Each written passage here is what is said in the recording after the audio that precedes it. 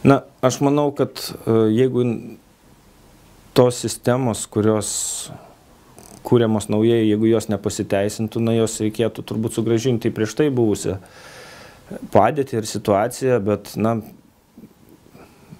keistis sunku, bet kai pasikeičia, kai žmonės persilaužia, tai turbūt suprantama, kad tos sistemos jos nepablogina situacijos. Tiesiog siekiama, kad viskas veiktų greičiau, negu prieš tai buvo, kad būtų pigiau galbūt išlaikyti, kad galbūt reikėtų mažiau žmonių. Tai man atrodo, kad ir mūsų atveju ta sistema pasiteisinusi. Taip, iš tikrųjų, pavyzdžiui, dingus elektrai sulaukėme skambučių, nors žmonės gali pasižiūrėti internete ir matyti, susirasti numerį, kuriuo gali paskambinti elektros tinklams ir nereikėtų skambinti 112, nes aš suprantu, kad patogiau paskambinti 112, bet ar dingus elektrai, ar ten kažkokiam nenuvalytam keliui, kažkur, ar šaligatviui kažkokiam nenuvalytai, kai žmonės paskambina besipiktindami. Tai jeigu tai nekelia pavojaus ir grėsmės, bet tai yra kažkokia netvarka, kurią galėtų įspręsti ar seniūnas, ar savivaldybė, tai geriausia, kad iš karto kreiptųsi į tas institucijas. Manau, kad dabar interneto laikais visa informacija yra prieinama, kiekviena ar savivaldybė, ar kiekviena institucija atsakinga už tam tikrą, sakykime, komunalinio ūkio tvarkymą, pavyzdžiui, neišvežtos šiukšlės. Na, mes negalim paskubinti to šiukšlių išvežimui, bet žmonės skambina ir sako, neišvežė šiandien, todėl dabar visi pila aplinkui. Tai reikėtų turbūt susisiekti arba su savivaldybė, arba su ta įmonė, kuri tvarko tą ūkį. Tai būtų turbūt efektyviau, nes mes jokių įgaliojimų toms tarnyboms, ypač komunalinio ūkio, neturim. Vagystės atveju skambinkite 112 ir atvyks į vietą policija, arba jums bus patarta atvykti į policijos įstaigą, čia priklausomai nuo vagystės pobūdžio ir bus sureaguota. Skambint 112 reikia tais atvejais, arba dažniausiai tais atvejais, kai įvykis įvyksta čia ir dabar. Jeigu tas apiplėšimas įvyko vakar ar prieš kelias dienas, tai matyt geriausiai jau būtų nuvažiuoti į policijos įstaigą ir betarpiškai parašyti pareiškimą arba kreiptis per e-policiją, autorizuotis su elektroniniu parašu ir e-policija LT. Taip pat galima paduoti pareiškimą ir išvengti vieno vizito į policiją. Vėlgi priklauso nuo konkretaus ar apiplėšimo ar vagystės pobūdžio. Žinoma, jeigu vyksta čia ir dabar, būtina skambinti ir kviestis pagalbą ir jinai bus suteikta. Vienu metu dirba iki 15 operatorių, kurie atsako į pagalbos skambučius. Operatoriams yra numatyta 3 mėnesių programa.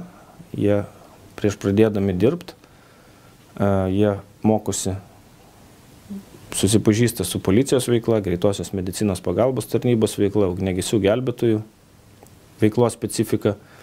Taip pat psichologiniai kursai būna, psichologijos, kaip vis dėlto būti ir tapti atsparesniam stresui, nes vis dėlto toks darbas yra iššūkis.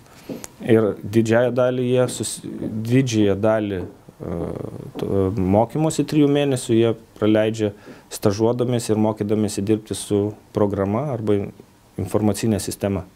Kiekvienas skambutis priskiriamas, kai jau iš tikrųjų yra situacija susijusi su pagalbos poreikiu, tai kiekvienos pagalbos tarnybos, ugniagesių gelbėtojų, policijos, greitosios medicinos pagalbos tarnybos įvykiai arba tos nelaimės visos yra suklasifikuotos į tam tikras kategorijas. Policijos atveju, pavyzdžiui, apiplėšimas, vagystė, eismo įvykis, triukšmas, smurtas artimoje aplinkoje ir dar kelios kategorijos.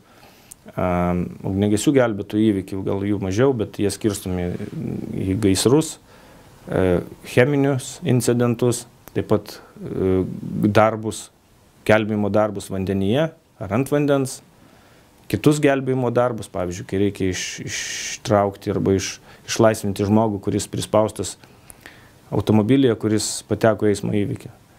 Taip pat ir skirstomi ir greitosios medicinos pagalbos tarnybos, klasifikuojami tiksliau, greitosios medicinos pagalbos įvykiai. Mūsų užduotis reaguoti kuo greičiau, susirinkti informaciją, kuri yra reikalinga reagavimui, tai yra vieta ir kas atsitiko. Tai yra pagrindiniai klausimai, ko gero, kuriuos mes turim išsiaiškinti pirmiausia. Taip pat yra ir kitų klausimų. Na, atvykimo laikas priklauso jau nebe nuo mūsų, nuo tada, kai tai priklauso nuo nelaimės vietos, tai priklauso iš kurios vietos važiuoja atitinkama tarnyba, tai priklauso dar ir nuo tų situacijų, kurios gali atsitikti vykstant pagalbos tarnyboms į įvykio vietą. Žmonės turėtų jausti atsakomybę skambindami 112 ir skambinti tik tais atvejais, kai iš tikrųjų yra reali grėsmė sveikatai, gyvybei, turtui ar aplinkai ir įvertinę situaciją. Bendrojo pagalbos centro operatoriui yra svarbu žinoti adresą ir visgi aiškiai, kad tas skambinantysis kuo aiškiau pasakytų, apibūdintų tą pavojingą situaciją, kurioje jis atsidūrė.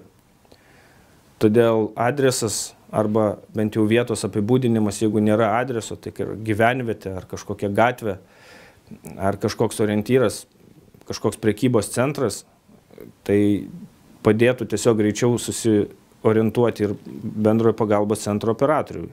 Nes reikia turėti omeny, kad kai asmuo paskambina, tai jisai mato, kur jisai yra, o operatorius tos aplinkos nemato. Todėl didžiąją dalį informacijos perduoda pats skambinantysis. Bendrasis pagalbos centras nuolat ieško darbuotojų, jie mums reikalingi, todėl jeigu norite ir galite, prašome, laukiame jūsų kandidatuoti.